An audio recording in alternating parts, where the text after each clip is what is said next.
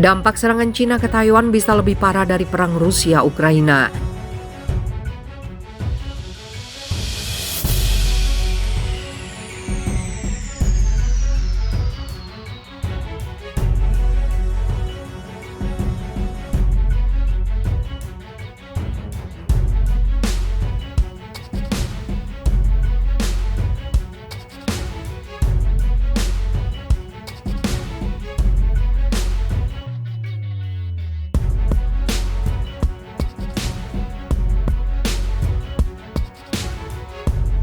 Dampak serangan Cina ke Taiwan bisa lebih parah dari perang Rusia-Ukraina.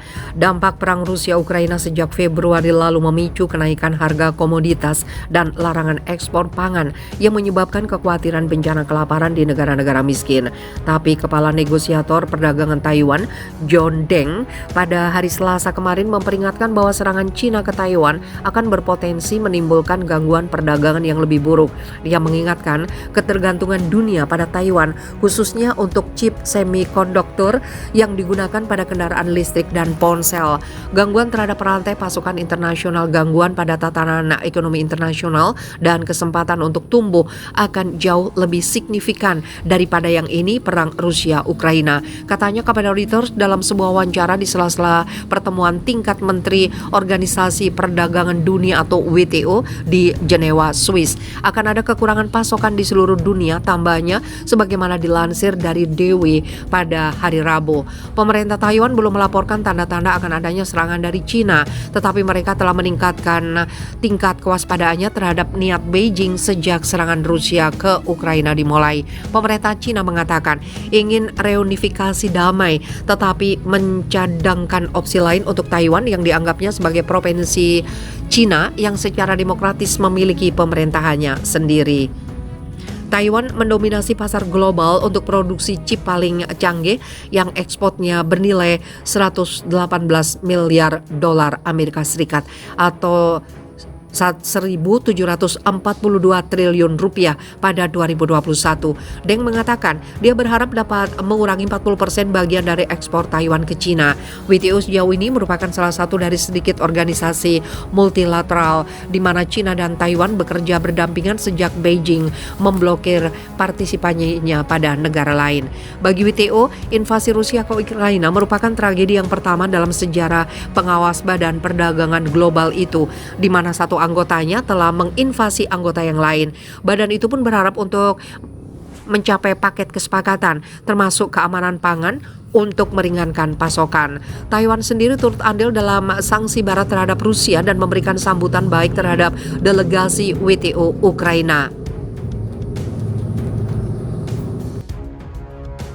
Dampak perang Rusia-Ukraina sejak Februari lalu memicu kenaikan harga komoditas dan larangan ekspor pangan yang menyebabkan kekhawatiran bencana kelaparan di negara-negara miskin.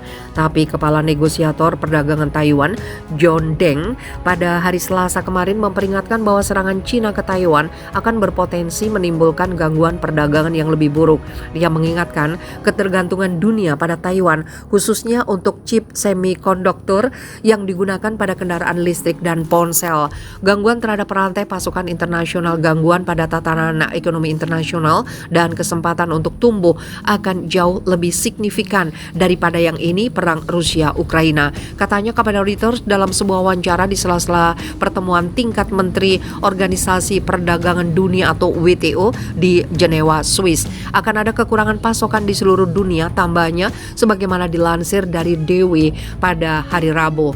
Pemerintah Taiwan belum melaporkan tanda-tanda akan adanya serangan dari Cina, tetapi mereka telah meningkatkan tingkat kewaspadaannya terhadap niat Beijing sejak serangan Rusia ke Ukraina dimulai. Pemerintah Cina mengatakan ingin reunifikasi damai, tetapi mencadangkan opsi lain untuk Taiwan yang dianggapnya sebagai provinsi Cina yang secara demokratis memiliki pemerintahannya sendiri. Taiwan mendominasi pasar global untuk produksi chip paling canggih yang ekspornya bernilai 118 miliar dolar Amerika Serikat atau 1.742 triliun rupiah pada 2021. Deng mengatakan dia berharap dapat mengurangi 40% bagian dari ekspor Taiwan ke Cina.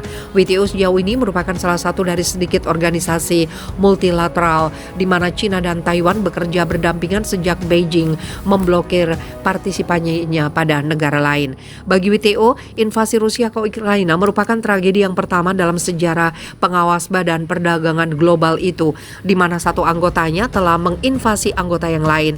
Badan itu pun berharap untuk mencapai paket kesepakatan termasuk keamanan pangan untuk meringankan pasokan. Taiwan sendiri turut andil dalam sanksi barat terhadap Rusia dan memberikan sambutan baik terhadap delegasi WTO Ukraina.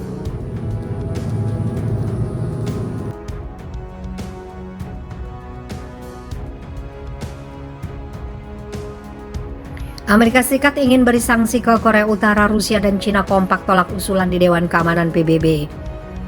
Negara Cina dan Rusia menggunakan hak veto mereka untuk menggagalkan upaya Amerika Serikat agar PBB kembali menjatuhkan sanksi kepada Korea Utara atas peluncuran rudal balistik. Tindakan Cina dan Rusia tersebut memperlihatkan perpecahan di Dewan Keamanan PBB untuk pertama kalinya sejak menjatuhkan sanksi kepada Korea Utara pada tahun 2006 lalu. Meski Cina dan Rusia menolak, namun ada 13 anggota Dewan Keamanan PBB lainnya yang menyatakan mendukung usulan Amerika Serikat tersebut. Resolusi Amerika Serikat itu berisi usulan untuk menerapkan larangan ekspor tembakau dan minyak ke Korea Utara. Selain itu, Amerika Serikat juga meminta kelompok Lazarus dimasukkan ke dalam daftar hitam karena diduga punya hubungan erat dengan Korea Utara. Pemungutan suara Dewan Keamanan PBB tersebut dilakukan satu hari setelah Korea Utara menembakkan 3 peluru kendali, termasuk benda yang diyakini sebagai rudal balistik antar benua usai kunjungan Presiden Amerika Serikat Joe Biden ke Asia. Peluncuran rudal merupakan yang terbaru dilakukan tahun ini serta penyelenggaraan atas larangan yang ditetapkan Dewan Keamanan PBB. Penerapan sanksi baru terhadap Korea Utara mengarah ke jalan buntu, ungkap Duta Besar Rusia untuk PBB Vasily Nebenzia. Sementara itu, Dubes Cina Zhang Jun mengatakan sanksi tambahan kepada Korea Utara tidak akan membantu keadaan dan hanya akan menimbulkan konfrontasi. Diketahui 16 tahun terakhir Dewan Keamanan terus memberikan suara penuh dalam memberikan sanksi kepada Korea Utara terkait program senjata nuklir dan rudal balistik.